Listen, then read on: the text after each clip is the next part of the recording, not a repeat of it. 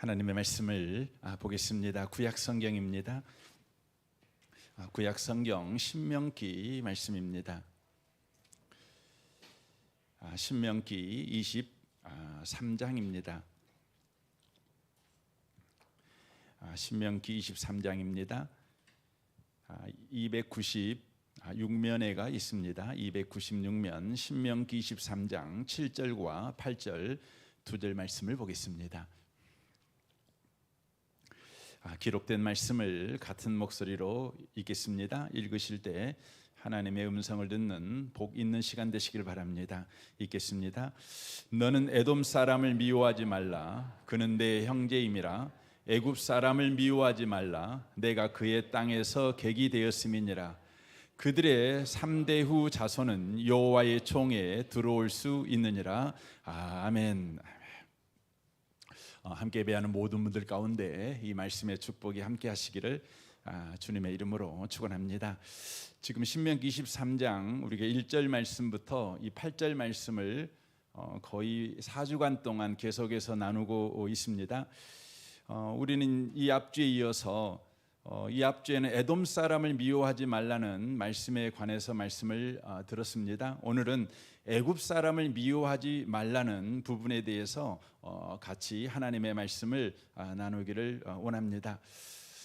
지금 여호와의 총에 들어올 수 없는 사람과 여호와의 총에 들어올 수 있는 사람을 구별하여서 지금 말씀하고 있는데 애굽 사람을 미워하지 말라 이렇게 말씀하십니다. 그들은 3대 후 자손은 여호와의 총에 들어올 수 있다 이렇게 말씀합니다. 이 말씀을 받는 그 시점에서 이스라엘 민족이 가장 싫어하는 민족 중에 하나가 있다면 바로 그들은 애굽일 것입니다. 왜냐하면 애굽 사람들에게 40년 전만 해도 노예 생활을 당했습니다. 학대당했습니다. 괴롭힘을 당한 그러니까 상처가 생생하게 살아있는 민족이 바로 이 애굽 사람입니다. 그런데 우리 하나님께서 지금 애굽 사람들을 향해서 미워하지 말라 이렇게 말씀하십니다. 저는 일본 사람에게 학대를 당해본 적이 없지만 36년의 일제 강점기의 경험이 우리 조상들에게 있기 때문에 일본 그러면 감정적으로 괜히 싫죠. 아마 여러분들도 대부분 그러실 거란 생각이 들어집니다. 축구 경기할 때 다른 나라에는 다 줘도 용서가 되지만 일본한테 치면 용서가 안 되지요. 그냥 하루가 잡치는 거 아니겠습니까? 마음이 되게 상하는 것 아니겠습니까? 이스라엘 민족에게 있어서 지금 애굽은 우리에게 있어 일본과 동일합니다. 아니 그 감정이 훨씬 더 깊을 것입니다. 우리는 36년의 경험밖에 없지만 이스라엘은 자그마치 400년 동안이나 바로 노예 생활을 애굽 사람에 의해서 바로 당했기 때문에 그렇습니다. 그런데 우리 하나님께서 그런 애굽 사람들에게 어떤 태도를 취하라고 말씀하냐면 미워하지 말라고 그렇게 말씀하십니다. 참 받아들이기 쉽지 않죠. 쉽지 않죠. 어떤 목사님이 그러셨다고 그래요. 그 성경에 보면 온수를 사랑하라고 말씀하시잖아요. 그러니까 온수는 사랑하겠지만 일본은 사랑할 수 없다고. 그러신 분이 계셨어요. 아마 이스라엘 사람들도 그럴 거예요. 온수를 사랑하는 건 해보겠지만 애굽을 사랑하는 것, 아니 미워하지 않는 것은 가당치도 않는 말씀입니다. 그것 참 순종할 수가 없습니다. 이런 생각이 아마 들었을 것입니다. 그런데 우리 하나님께서는 애굽을 미워하지 말라 하시면서 그 이유를 이렇게 됩니다. 7절 하반절 보십시오. 네가 그 땅에서 객이 되었음이니라 라고 말씀합니다. 객이 되었다는 것이죠. 객이라는 말은 그곳에 머물지 않고 떠난 사람이라는 것이죠. 그러니까 나그네라는 것이죠. 그러니까 이스라엘 사람들은 애굽 땅에서 나그네 인생을 살았기 때문에 애굽을 미워하면 안 돼. 지금 이렇게 말씀하고 있는 겁니다. 다른 표현으로 말하면 애굽 사람들은 이스라엘 사람들에게 끊임없이 너희들은 애굽에 살 사람들이 아니고 너희들은 약속의 땅에 들어가 살아야 될 애굽에 있어서는 나그네 된 사람이야 하고 계속해서 이스라엘에게 그것을 가르쳐준 민족이기 때문에 바로 애굽을 미워하면 안 된다. 지금 이렇게 하나님께서 말씀을 하고 계십니다. 성경에서 가장 먼저 애굽이 등장하는 것은 아브라함 때에 등장합니다. 창세기 12장에 보면 하나님께서 아브라함을 갈대아 우르에서 불러 그를 복으로 삼지요. 그리고 그로 인하여 모든 민족을 복주는 복의 통로로 삼겠다고 약속하시고 가나안 땅으로 그를 불러들입니다. 아브라함은 굉장히 신났죠. 그래서 가는 곳마다 예배를 이렇게 드렸습니다. 하나님이 약속하신 땅, 하나님이 복 주겠다고 약속한 땅에 와서 이것도 가보고 저것도 가보고 신나가지고 가는 곳마다 막 예배를 막 드렸다고요. 그런데 신나서 예배를 드렸죠. 감사해서 예배를 드렸죠. 가나안 땅에 사는 게 쉽지 않지만 그럼에도 불구하고 끊임없이 예배를 드렸지만 예배의 효과가 안 나오는 겁니다. 예배의 복이 그에게 부어지지 않는 겁니다. 가나안 땅에 기근이 들었습니다. 그러니까 아브라함이 하나님의 약속 때문에 그 땅에 왔고 낯선 땅에 와서 그가 가는 곳마다 예배드려서 예배의 힘으로 그 어려움을 견뎌냈지만 기근에는 아브라함이 더 이상 신앙을 사용할 수가 없는 바닥이 되어버린 겁니다. 우리도 그러지 않습니까? 여러분 어려운 일이 있더라도 예수 믿는 사람은 적어도 예배로 이겨야지, 믿음으로 이겨야지, 그런 마음 가지고 여러분이 매일매일을 그렇게 버티고 견디고 그렇게 가는 거 아니겠습니까? 그런데요, 아무리 예배드려도 답이 안 나오는 거예요. 더 어려워지는 거죠. 결국은 하루 세 끼 먹을 수 없는 그런 비참한 지경에 놓이니까 아브라함이 선택한 게 뭡니까? 선택한 게 뭐냐면 애굽으로 내려가는 것이었습니다. 애굽으로 내려갈 때 아브라함은 아주 이기적이고 또한 교활한 계획을 세워서 애굽으로 내려갑니다. 자기 아내가 너무 아름다운 여인이었기 때문에 아내 때문에 자신의 생명에 위해가 가해질까 봐 누이라고 그렇게 속이지요. 그리고 애굽으로 내려가게 됩니다. 애굽은 당시에 어떤 나라였습니까? 당시에 애굽은 전 세계에서 가장 부유한 땅이었습니다. 그러니까 아브라함이 갔을 때 이미 피라밋이 있었습니다. 저도 이집트에 가서 피라밋을 봤는데 그 가이드 하신 분이 그런 이야기 하시더라고요. 당신이 보고 있는 저 피라밋을 아브라함도 봤다고.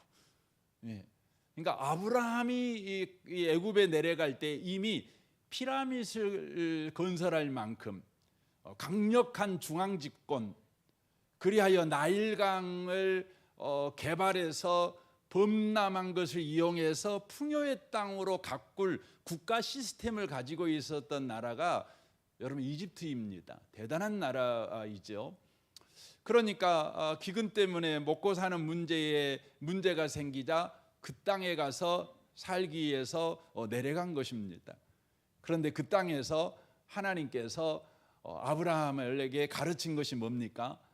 바로 하나님은 약속을 지켜주신 하나님이라는 거죠. 이기적이고 교활한 계획을 가지고 가나안 땅에 내려갔지 않습니까? 하나님의 사람이 이기적이고 교활하면 안 되지요.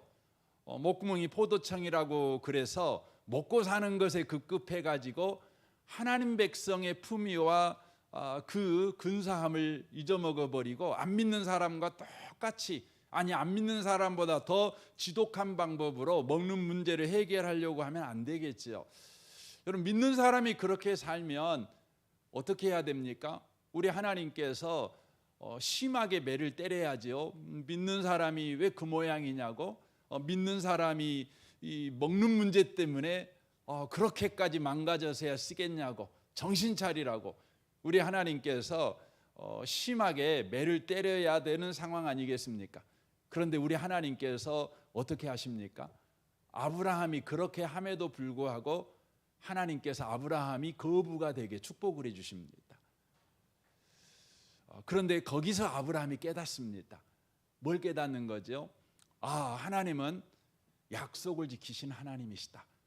그래서 아브라함은 애굽에 내려가 가지고 자기의 이기적이고 교활한 바로 계획을 우리 하나님께서 아심에도 불구하고,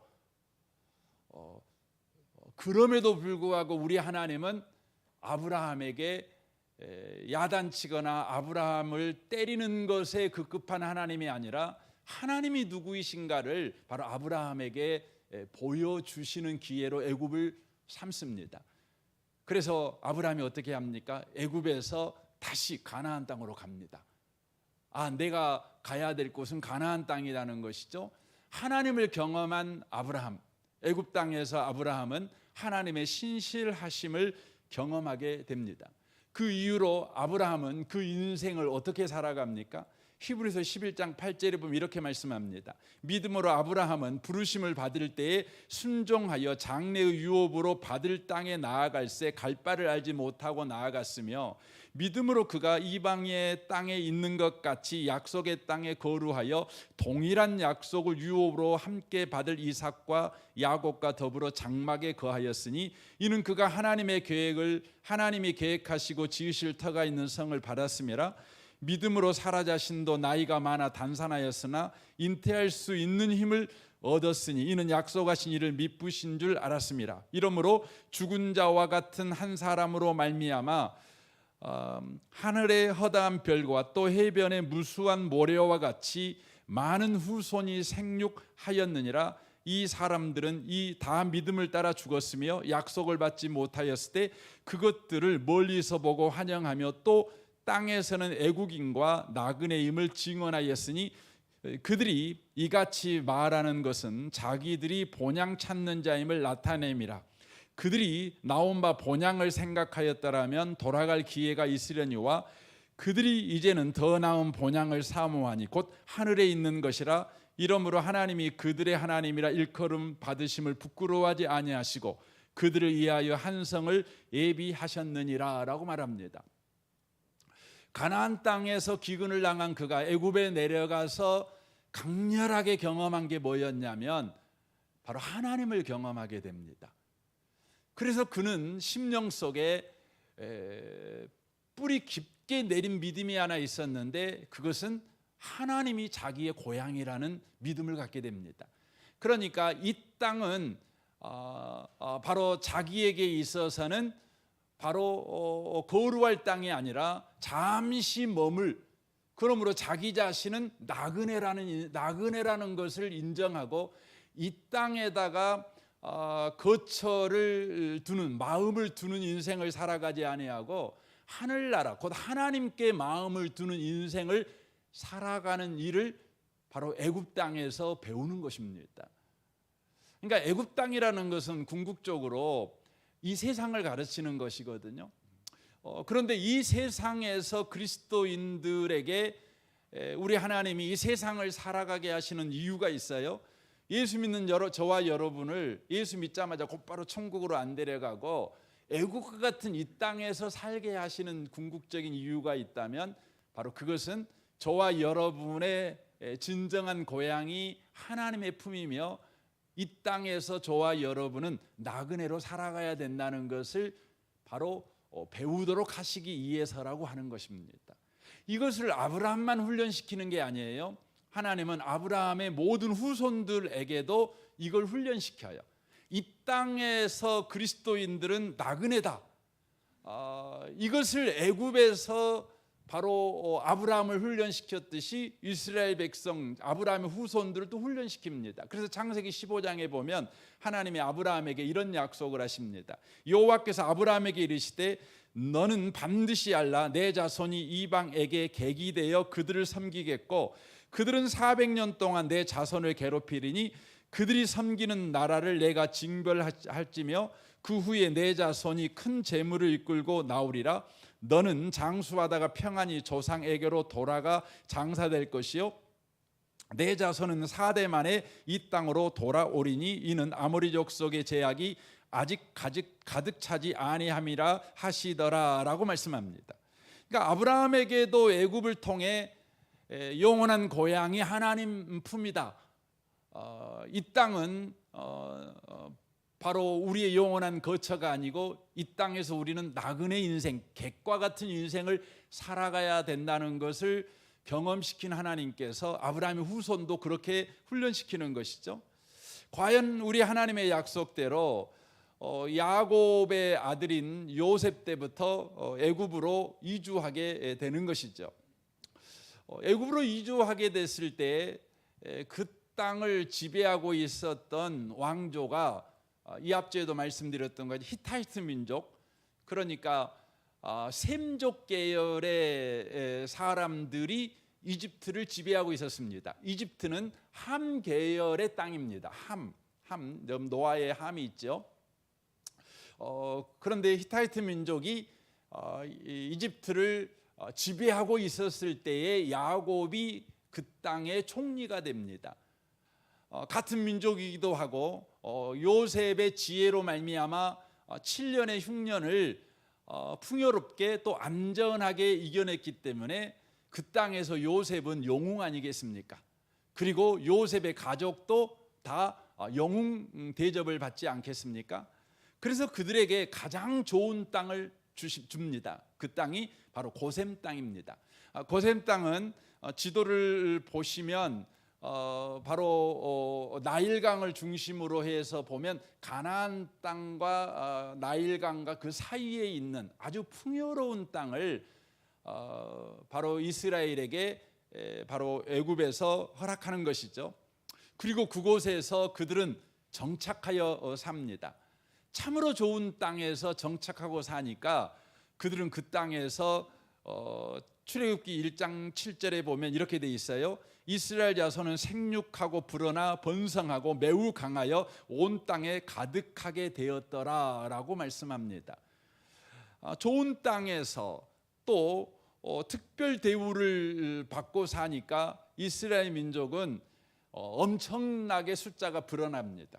그리고 매우 강한 세력을 형성하는 바로 나라가 되는 것이죠. 여러분, 그러면 어떤 생각이 들까요? 이스라엘 사람들은 이 땅이 우리의 제2의 고향이다. 이 땅에서 우리 정착하자. 이 땅에서 자손만대 우리 잘 먹고 잘 살아보세, 이런 생각을 하지 않겠습니까? 그러나 하나님께서 이스라엘 민족을 애굽 땅으로 불러들인 이유는 바로 이 땅의 삶은 너희들이 정착할 땅이 아니라 나그네로 살아가야 될 땅이며 너희들의 영원한 본향은 하나님이다. 하나님. 영원한 본향은 바로 하나님 안에 있는 바로 영원한 하나님 나라다. 이것을 바로 알게 하시기 위해서 애굽 땅에 불러들였는데 그들이 너무 애굽 땅에서 편안하고 애굽 땅이 너무너무 좋으니까 그곳에서 정착하는 거죠. 그리고 그곳에서 더 많은 부와 더 많은 권력을 누리는 일에 그들의 마음을 두게 된 것이죠. 그때 우리 하나님이 어떻게 합니까? 바로 셈족 계열의 왕조가 멸망해 버려요. 그리고 함족 계열의 새로운 이집트 왕조가 바로 세워지게 되는 것이죠. 그들은 요셉의 공로를 모르는 겁니다. 그래서 이스라엘을 바로 핍박하는 것입니다. 핍박하는 것입니다. 얼마나 핍박을 심하게 하는지 여러분이 다 알잖아요. 출애굽기 2장 23절 보겠습니다. 여러 해 후에 애굽 왕은 죽었고 이스라엘 자손은 고된 노동으로 말미암아 탄식하며 부르짖으니 그 고된 노동으로 말미암아 부르짖는 소리가 하나님께 상달된지라. 하나님이 그들의 고통 소리를 들으시고 하나님이 아브람과 이삭과 야곱에게 세운 그의 언약을 기억하사 하나님이 이스라엘 자손을 돌보셨고 하나님이 그들을 기억하셨더라라고 되어 있습니다. 이스라엘 사람들은 부르짖기 시작했습니다. 그들이 믿음이 좋아서 부르짖는 게 아닙니다. 그들의 현실이 너무나 고통스러워요. 자기들이 믿었던 애굽이 반역을 해가지고 자기를 괴롭히는 겁니다. 믿었던 현실이 자기를 괴롭히는 현실이 돼버린 것이죠. 여러분과 저에게 그런 마음이 있지 않습니까? 어느 날 내가 생각한 대로 인생이 착착착 풀리는 것입니다. 더없이 좋은 현실, 더없이 좋은 오늘을 내가 사는 것입니다. 그런데 어느 날 갑자기 오늘이 반역을 일으켜요. 반란을 일으켜요. 현실이 반란을 일으켜요. 그래가지고 여러분과 저에게 고통스러운 오늘이 돼버려요. 고통스러운 현실이 돼버리는 거죠. 지금 애굽이 이스라엘에 대해서 반역한 것과 똑같습니다. 그렇게 좋았던 애굽이 얼굴을 확 바꿔가지고 안면을 확 바꿔가지고요, 도끼 눈을 뜨고요, 이스라엘을 바로 핍박하기 시작하는 것이죠. 이 핍박이 얼마나 심했던지 이들은 부르짖을 수밖에 없었어요. 믿음이 좋아서 그런 게 아니에요. 여러분, 예수 믿는 사람들이요, 기도하잖아요. 이제 제가 이렇게 가만히 보면 새벽기도 나오시는 분들, 믿음 좋아서 나오신 분도 계시겠지만 대부분 새벽기도를 왜 나오냐면 죽었으니까 나오는 거예요. 그렇죠. 믿음 좋아가지고 나온 분이 있다면 감사하지만 여러분, 대부분 죽었으니까 나오는 거예요. 못 살겠으니까, 힘드니까. 그럼 새벽기도 왜 안 나올까요? 살만하니까 안 나오는 거죠. 살만하니까 기도 안 해요. 요즘 애굽하고 굉장히 우호적인 관계를 갖고 있으니까 뭔가 잘 되는 거죠. 애굽이 나의 고향이야, 이런 생각이 드니까 그러는 거 아니겠습니까?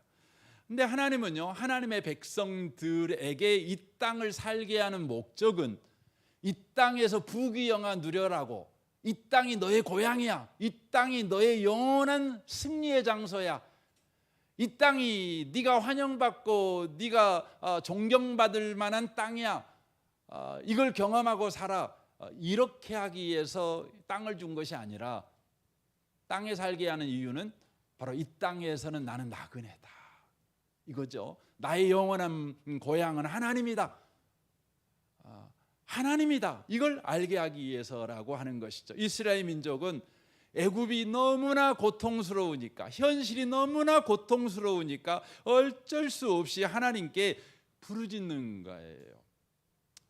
여러분, 애굽이 하는 기능은 뭐예요? 어쩔 수 없이 하나님께 부르짖게 만드는 거예요. 이게 애굽이 하는 거예요. 애굽이 하는 거예요. 그래서 여러분, 애굽은요, 여러분의 자식일 수도 있어요. 예. 여러분의 자식 때문에 어쩔 수 없이 여러분 부르짖어야 되잖아요. 제 아들이 저한테 그랬어요. 아빠는 잠이 없다고, 새벽에 그렇게 뻘떡뻘떡 잘 일어나갖고 간다고. 저 잠 많습니다. 누가 여러분 새벽에 뻘떡뻘떡 일어나집니까? 일어나고 싶습니까? 자고 싶지. 근데 일어나야지요. 여러분, 일어날 수밖에 없는 것이 있잖아요. 자식이 그렇고, 또 요즘 직장에서 사장님이 도끼는 뜨고 너 잘못하면 이번에 잘라버릴 거야, 이런 암시를 주고, 회사는 암담하고 거래처에서는 우리의 납품을 안 받아준다는 생각이 들고, 뭐 이런 생각 들면 여러분 부르짖게 되는 거죠. 부르짖게 되는 것이죠. 최근에 이화여대 교수님으로 임용이 된 이지선 자매라는 분이 있죠. 여러분 다 아실 거예요. 23살 때 그 오빠가 몰고 가는 차에 동석했다가 반대편에서 오는 차하고 부딪혀 가지고요, 차에 불이 나 가지고 온몸에 그게 화상을 입었죠. 3도 화상이면 여러분 죽는 거죠. 온몸이 그냥 다 그을러 버린 거죠. 23살 때 그런 일을 당한 겁니다. 23살 때. 어찌어찌 하다가 하나님의 은혜로 살아났어요. 살아나 가지고 이제 수술을 이렇게 해서 이제 붕대로 푹 다 감지 않습니까? 근데 자기가 지금 어떤 상태인지를 잘 모르는 거예요. 왜냐하면 거울을 안 보여줬대요. 거울을 안 보여줬대요. 너무 충격받을까 봐. 근데 어느 날에요, 밤에 병실에 거울에 비친 건실 유리가 있잖아요. 창문 유리. 창문에 비치는 자기 모습을 본 거예요. 그리고 그 밥을 먹을 때 숟가락이 있잖아요. 숟가락에 비친 자기 모습을 본 거예요. 23살 여대생으로는 감당할 수 없는 현실을 딱 봐버린 거예요. 그럼 23살 여대생이면 얼마나 외모에 관심이 많지 않습니까? 꾸미기 좋아하고 그럴 때 아니겠습니까? 그런데 자신의 외모는 이건 괴물도 이런 괴물이 없는 거예요. 그러니까 이런 상태에서 이 자매가 선택할 수 있는 것이 딱 두 가지밖에 없었대요.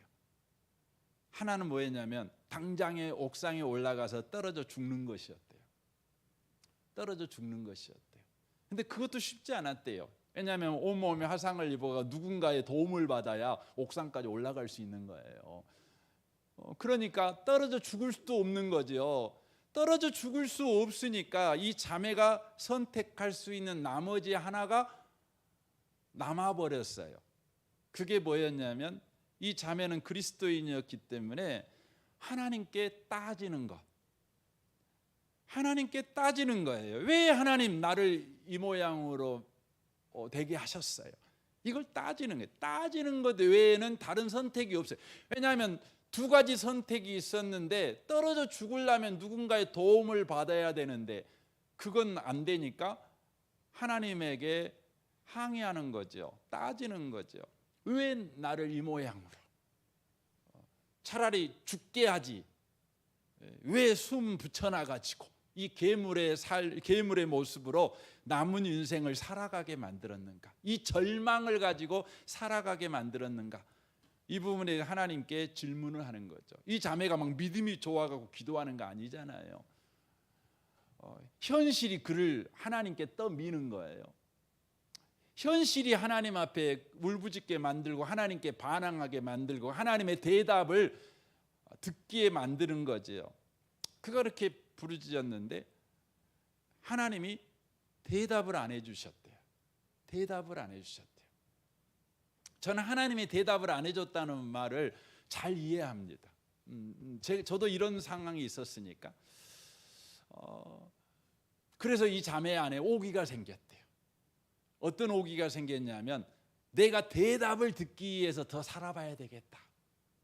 이런 오기가 생겨가지고 이해되지 않는 나날을 보내면서 매일매일 하나님을 항의하는 나날을 보냈답니다. 마침내 하나님의 말씀이 대답이 왔어요. 그게 뭐였냐면 너를 바로 세우고 희망이 되게 하시기 위해서다. 이 말씀이 들렸어요. 내가 너를 바로 세울 거야. 이 말씀이 그의 심령의 소망이 됐대요. 용기가 생겼대요.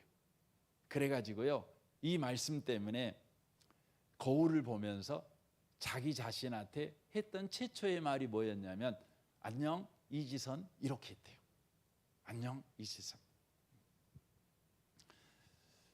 맨날 거울에 창문에 비치는 자기를 보면서 안녕 이지선, 뭐 숟가락에 비치는 자기를 보면서 인사를 했대요.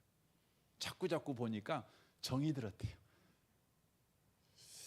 이분이 조선일보하고 인터뷰한 내용 가운데 그 대답이 있어서 읽어드리고 싶어요. 내 인생을 인도하신 이가 분명히 계시고 내 인생에서 내가 뭔가를 하는 게 아니라는 걸 철저히 알았고 그래서 전전긍긍하지 않으려고 해요. 물론 묻기도 하죠. 도대체 언제까지냐고. 언제까지 이렇게 힘드냐. 하지만 내가 생각한 어떤 것과는 다르더라고요. 꽤 괜찮은 해피엔딩으로 가고 있다고 믿고 안심이 돼요. 내 생에 일어나는 것 중에 스스로 합당하게 여기는 게 필요하다고 생각해요.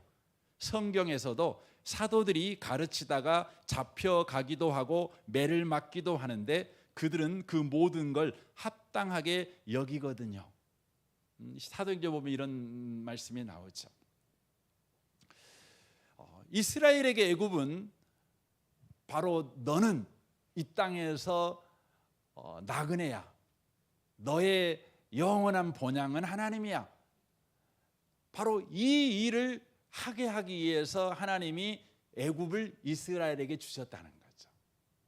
저와 여러분의 인생에도 이렇게 애굽이 늘 있다는 거죠. 사무엘서를 보면 한나에게 애굽은 누구죠? 분인나입니다. 한나가 믿음이 좋아가지고 기도한 게 아니에요. 분인나가 너무너무 자기를 업신여기니까 자존심이 너무너무 상해가지고 그냥 하나님 앞에 부르짖은 거예요. 부르짖은 거예요. 사울에게 애굽은 다윗에게 애굽은 누굽니까? 여러분 사울 왕이죠. 사울 왕이 10년 동안 다윗을 계속해서 죽이겠다고 쫓아다니니까 다윗은 동서남북 어디에도 평안을 구할 수가 없었어요. 그러니 하나님을 쳐다볼 수밖에 없었어요. 다윗이 믿음이 좋아가지고 그렇게 한 것이 아니라 애굽이라고 하는 이 사울이라고 하는 애굽이 너무나 강력하게 자기의 삶을 압박하니까 다른 선택의 여지가 없었어요. 그래서 그걸로 인하여 다윗은 어떻게 되죠? 하나님을 바라보고 하나님을 찾고 하나님 찾고 그러다 보니 하나님이 누구인가를 배워가는 거죠. 그러다가 믿음이 커지는 거죠. 여러분 계속해서 하나님을 바라보고 하나님을 배우고 하나님이 누구신가 계속해서 여러분이 관심을 가지면은요, 여러분과 저도 모르게요, 우리 가운데 믿음이 커져요. 왜냐하면 믿음이라고 하는 것은요, 우리가 열심을 가지고 헌신하고 봉사하면 믿음이 커지는 것이 아니라 믿음은 바로 인격자와의 관계에서 형성되는 거예요. 관계의 열매예요. 그래서 하나님을 우리가 계속해서 찾고 하나님이 누구이신가를 알아가면 나도 모르게 믿음이 생기는 거예요. 저는 아버지가 갑자기 돌아가셨잖아요. 저는 믿음이 없었던 건 아닙니다. 믿음이 있었지만 저는 하나님만 믿는 믿음이 있었던 건 아니에요. 저도 세상에서 좀 성공해 보고 싶고 세상에서 좀 위안을 얻고 싶은 세상을 믿는 믿음도 여전히 가지고 있었던 사람입니다. 그런데 아버지의 죽음을 통해서 저는 하나님을 믿게 됐습니다. 하나님만 믿게 되었습니다.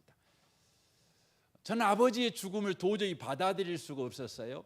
어떻게 목사님인 아버지를 그렇게 허망하게 교통사고로 하나님이 불러갈 수 있다는 거죠. 하나님이 살아계신다면 이건 불가능하다는 거죠. 아니, 하나님이 전지전능하시고 좋으신 하나님이라면 평생을 당신을 위해서 헌신한 주의 종을 그렇게 허망하게 교통사고로 죽게 할 수는 없다는 거죠. 그 사고를 일으킨 그분은 한 번도 찾아본 적이 없어요. 그분이 누군지도 모르겠어요. 그러니까 그렇게 황망하게 돌아가신 거죠.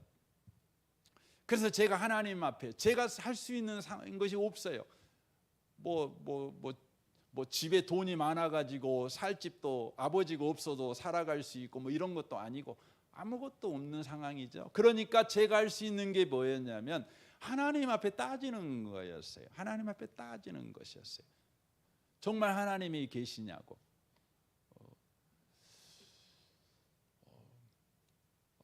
바로 저에게 일어난 현실, 아버지가 갑자기 돌아간 현실은 저에게 애굽이었죠. 내가 믿음이 좋아하고 하나님 앞에 물어본 것이 아니고 그럴 수밖에 없었어요. 그때 하나님이 저에게 대답해 주시고 그리고 약속해 주시고 약속하신 대로 저 인생을 여기까지 인도하셨어요. 저는 그거 생각하면 정말 기가 막히다고 생각을 해요. 하나님이 약속하신 대로 제 인생을 이렇게 인도에 가신 그 손길을 생각하면 너무너무나 저는 그 부분에 대해서 충격적이라고 생각을 해요. 이 밤에 오신 복 있는 성도 여러분, 우리 하나님은 말해요. 애굽 미워하지 마. 왜냐하면 애굽이 너는 이 땅에서 나그네고 하나님만이 너의 인생의 고향이야. 하나님만이 너의 보호자야. 이걸 가르쳐 주기 때문에 그래. 애굽 미워하지 마. 이렇게 말하는 것입니다. 여러분, 여러분의 현실 너무 미워하지 마세요.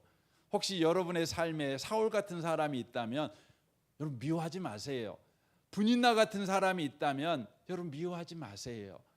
왜냐하면 여러분들에게 바로 이 땅에서 우리의 신분은 나그네고 우리의 고향은 하나님 한 분뿐이다. 이것을 바로 알게 하시기 위해서라고 하는 것이죠.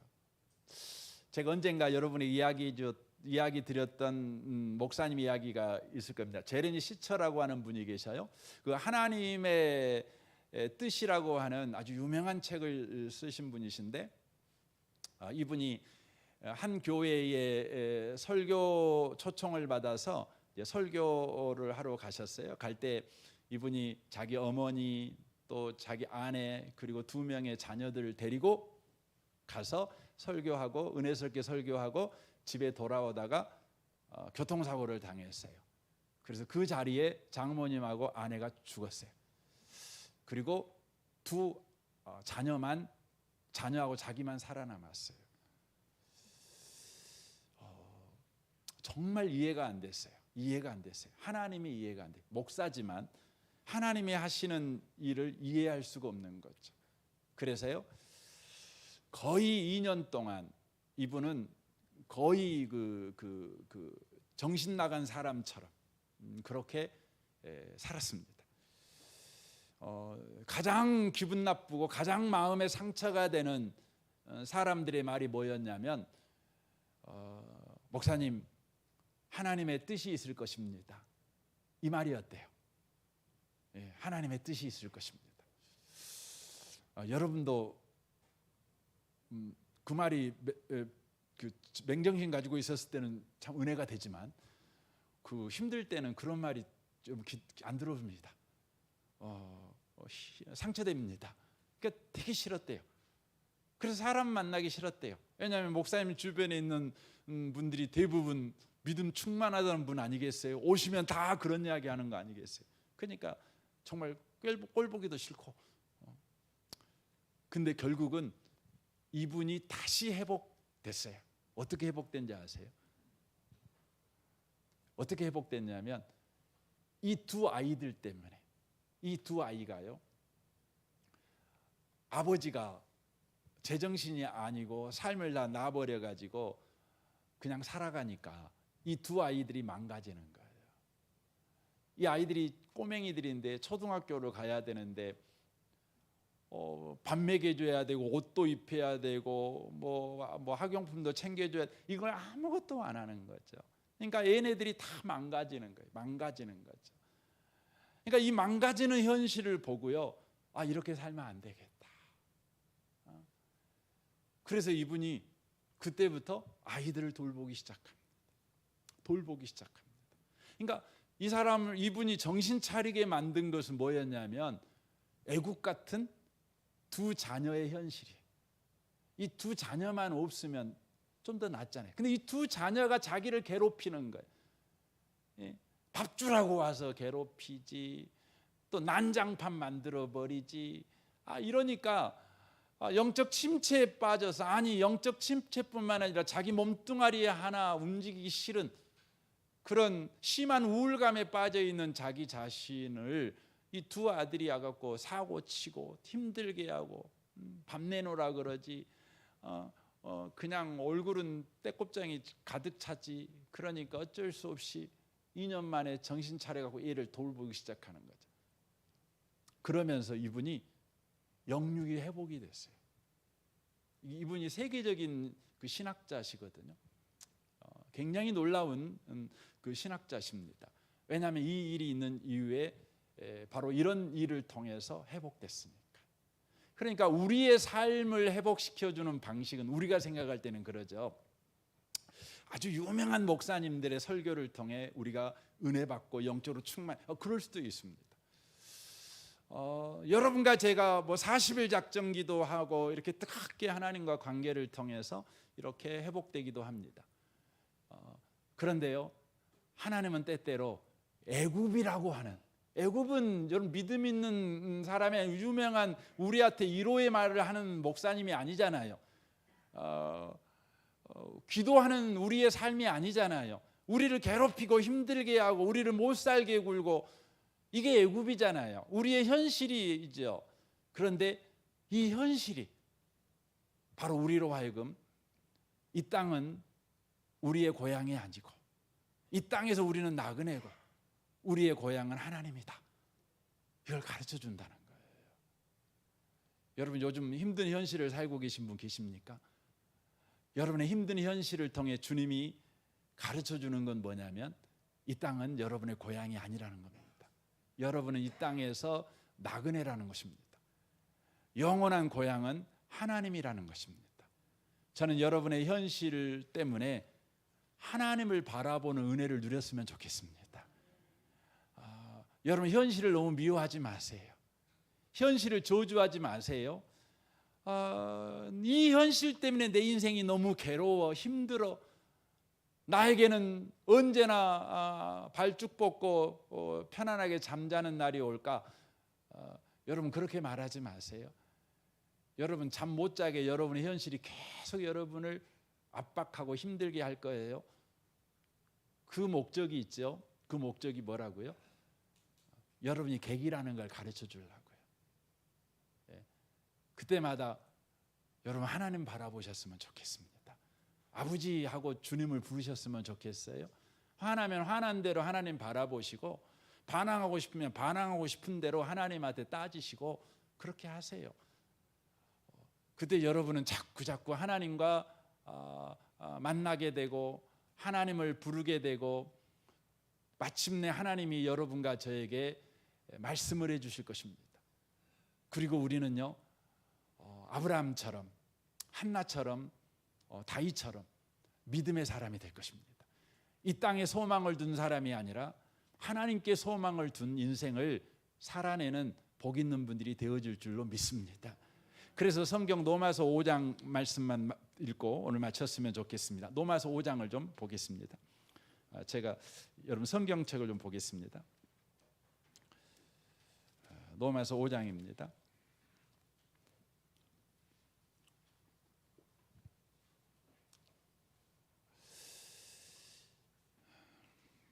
로마서 5장 1절 말씀부터 좀 보겠습니다. 4절까지입니다. 같은 목소리로 한번 읽었으면 합니다. 그러므로 우리가 믿음으로 의롭다 하심을 받았으니 우리 주 예수 그리스도로 말미암아 하나님과 화평을 누리자. 또한 그로 말미암아 우리가 믿음으로 서 있는 이 은혜의 들어감을 얻었으며 하나님의 영광을 바라고 즐거워하느니라. 다만 이뿐 아니라 우리가 환난 중에도 즐거워하나니 이는 환난은 인내를, 인내는 연단을, 연단은 소망을 이루는 줄 알미로다 라고 되어 있습니다. 여러분, 예수를 믿었다는 것은 하나님과 우리 관계가 화목되었다는 것이죠. 그런데 저와 여러분은 이 세상살이를 해가면서 하나님과 우리가 화목된 관계, 그리움으로 말미암아 하나님과 화목을 누리는 인생을 살아가야 되는 것을 잊어먹어 버려요. 그래서 우리 하나님은 저와 여러분에게 끊임없이 하나님과 화목한 관계를 누리며 살아가라고 우리에게 현실을 주는 겁니다. 현실을 주는 거죠. 그래서 현실이 하는 일이 뭡니까? 현실이 뭡니까? 인내를, 인내는 연단을, 연단은 소망을 이룬다. 이렇게 말하면 우리의 현실이 이렇게 만들어가는 겁니다. 우리에게 있는 애굽이라는 나라가 우리에게 온수짓을 하잖아요. 우리의 마음에 상처 주는 일을 하잖아요. 우리를 울게 만드는 일을 하지요. 우리를 고통스럽게 만드는 일을 하지요. 그래서 급기야 우리를 부르짖게 만들려는 일을 하지요. 안 하던 새벽 기도를 하게 만들고, 어떤 분들은 금식하게 만들고, 어떤 분들은 작정 기도하게 만들기도 하지요. 그리하여 하나님의 소망이 이루어집니다. 하나님의 소망이 뭐죠? 하나님과 우리가 예수님으로 말미암아 회복된 관계라는 것을 이제 이 세상 살이를 하면서 누려가는 것입니다. 누려가는 겁니다. 하나님과 화목을 누려가는 것입니다. 친밀한 관계를 누려가는 것입니다. 이 밤에 오신 복 있는 분들에게 이런 은혜가 꼭 있었으면 좋겠습니다. 그래서 여러분의 현실을 새로운 시각으로 사용하셔서 주께 더 가까이 나아가는 일에 쓰시는 모든 분들 되시기를 주님의 이름으로 축원합니다. 아멘. 우리 같이 이 시간 기도하기를 원합니다. 여러분에게는 애굽이 있을 것입니다.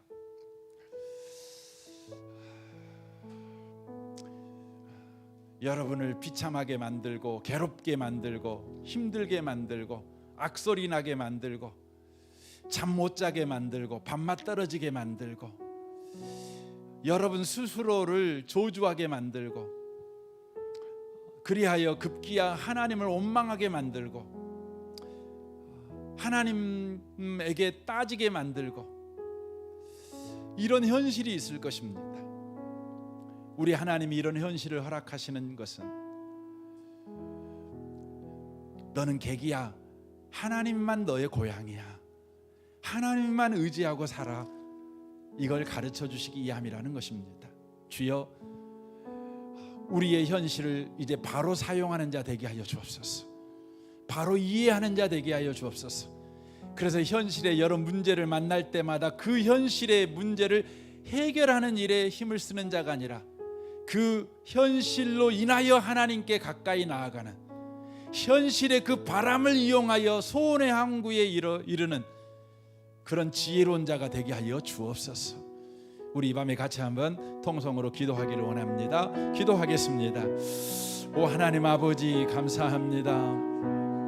우리에게 말씀해 주시니 감사합니다. 주님, 우리에게 애굽을 주셔서 감사합니다. 이 땅에서 우리는 객이고 주님만 우리의 고향이며 주님만 우리의 안식이며 안심인 것을 고백합니다. 주님, 우리는 이 땅에 살면서 조그마한 성공에 안주합니다. 조그마한 기쁨에 안주합니다. 하나님을 잊어먹어 버립니다. 이 땅에 소망을 둘 때가 너무너무 많습니다. 그때마다 우리 주님께서는 애굽을 사용하셔서 우리를 괴롭히고 우리를 힘들게 하고 우리를 넘어지게 하며 우리를 참으로 비명지르게 만들며 하나님을 원망하게 만들며 하나님께 대답을 요청하게 만드는 그러한 삶을 우리 가운데 허락하십니다.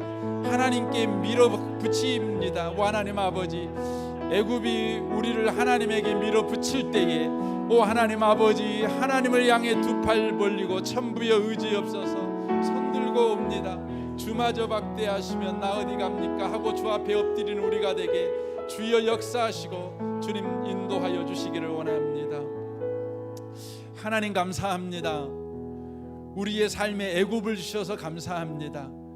우리를 괴롭히는 현실, 우리를 힘들게 하는 현실, 우리를 비참하게 하는 현실, 우리를 원망하게 하고 걱정하게 만들며 마음에 평안을 주지 평안이 없어 늘 괴로운 인생을 살게 만드는 애굽 이 현실, 우리에게 이것들을 허락하신 것은 우리를 죽이기 위함이 아니라 하나님께 나아오라는 주님의 요청인 것을 이 밤에 듣게 하셔서 감사합니다.